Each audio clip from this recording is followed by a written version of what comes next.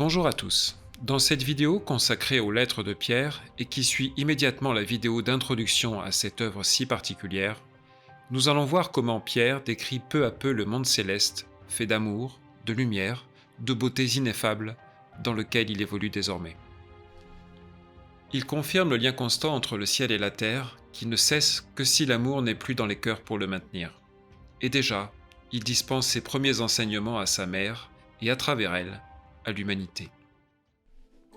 19 septembre 1918. Petite chérie maman, je suis content de voir qu'un beau soleil entre dans la petite chambre où j'ai été si heureux. Mais oui, nous avons le soleil, et les fleurs, et les beaux ciels terrestres, mais nous sommes environnés de choses bien plus belles encore. 8 janvier 1919.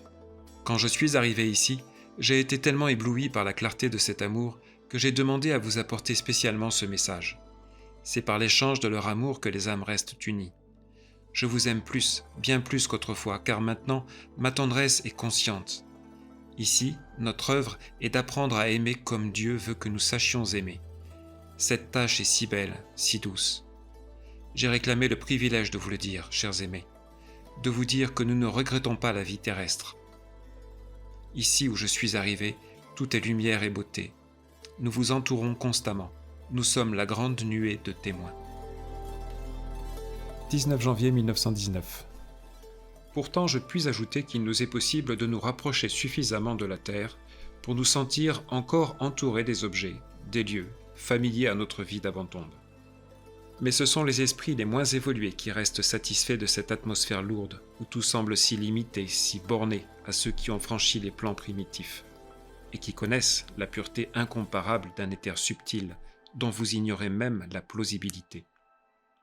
Quand nous sommes arrivés à cette altitude évolutive, nous nous contentons le plus souvent d'envoyer vers vous des rayons issus du noyau lumineux autour duquel irradient et gravitent les atomes fluidiques qui constituent notre corps spirituel.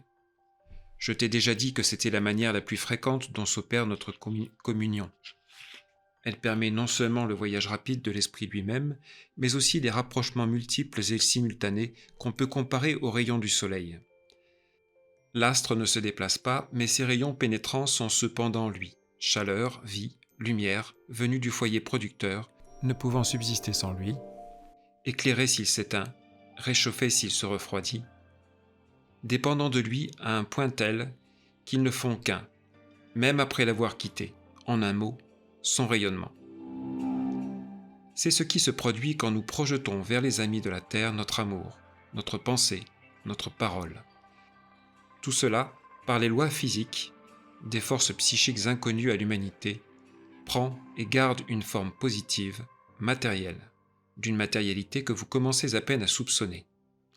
Et cette forme, qui est notre pensée visible, devenue un prolongement de nous, esprit de l'âme, contient ce qui fait notre personnalité spirituelle. Elle est nous constitutionnellement, mais ce n'est pas le centre de notre individualité. Celui-ci ne quitte plus les sphères atteintes par ses efforts persévérants, puisqu'il a la faculté de communiquer malgré cela avec ceux qui travaillent plus bas. Je ne sais pas si j'ai dit clairement ce qui précède. Pour nous, tout cela semble si simple. Nous avons peine à croire que vous soyez embarrassés en y songeant. C'est en ceci que nous ressemblons à notre Père qui nous a créés à son image. L'homme est un esprit. Même pendant l'existence charnelle, la chair n'est qu'un vêtement. Il est donc évident que l'homme peut garder le contact avec ceux qui sont délivrés de ce poids mort et qui ont acquis un pouvoir de mobilité, d'acuité, de possibilités spirituelles beaucoup plus considérables que le sien, mais cependant identiques en principe. Comprenez bien que plus vous encombrez, plus vous ensevelissez cet esprit, qui est votre véritable vous-même, sous une matière rendue plus grossière par la satisfaction de ses appétits, plus vous vous éloignez de la caste divine à laquelle vous appartenez par votre origine uniquement spirituelle.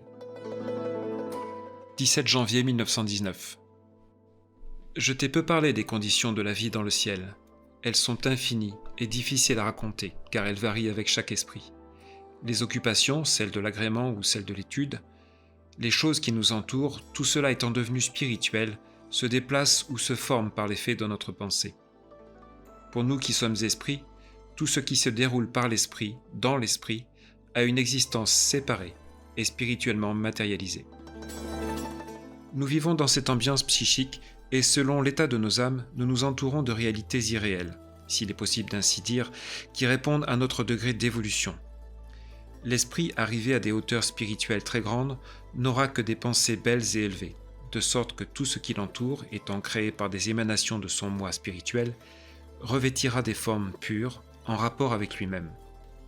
Les paysages dont on vous parle souvent, les descriptions des menus faits de la vie dans nos sphères peuvent ainsi se décrire différemment selon les cas. Cependant, chacun de ceux qui vous en parlent dit la vérité. Pour me comprendre, représente-toi que tout ce qui vit dans ton souvenir, au lieu de demeurer vague et indistinct, prend une forme stable. Aussitôt, tu seras entouré de la réalisation de tes rêves les plus beaux. Ce qui avait vibré en toi t'environnera réellement.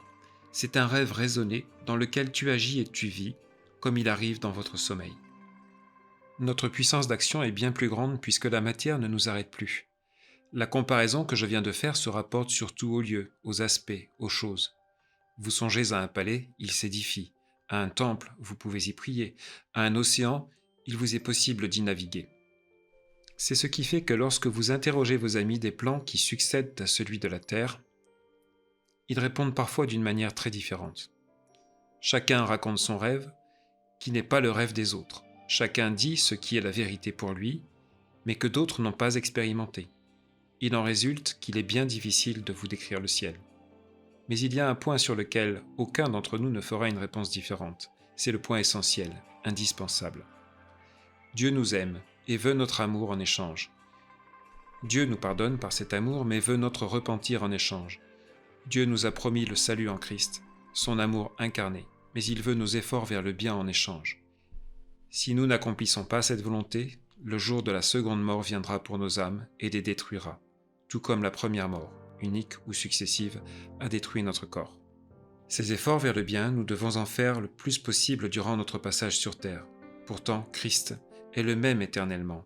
Il sauve de l'autre côté du voile toute âme sincère et aimante. Le reste est secondaire. Pendant la vie matérielle, la seule chose indispensable à la matière est le pain quotidien. Le reste est jouissance, peine, beauté, laideur, et peut exister ou disparaître sans que le résultat soit vital. Ainsi en est-il pour vos âmes.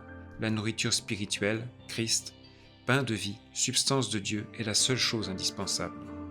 Si vous travaillez de façon que vous puissiez acquérir ce pain vivant, que vous trouverez dans l'amour, peu importe le reste.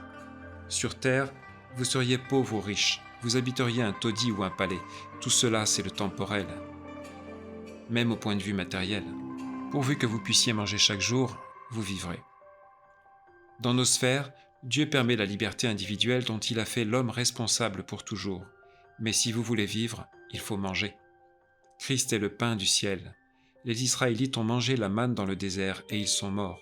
Ceux qui mangeront le pain vivant qui est dans le ciel, Jésus, Jésus, Jésus, ne mourront jamais. Seigneur, donne-nous toujours de ce pain-là. Amen. Ton Pierre. 22 février 1919. Chère maman, je te l'ai déjà dit, notre existence est une existence normale, humaine, faite de grands devoirs et de petits détails, comme lorsque nous vivions dans la chair. Nous avons notre rôle, notre tâche, nos amitiés particulières, mais naturellement, jamais aucune inimitié. Pas même le sentiment neutre de l'indifférence. Quand nous sommes arrivés sur le plan où je suis, nous ne connaissons plus que l'amour.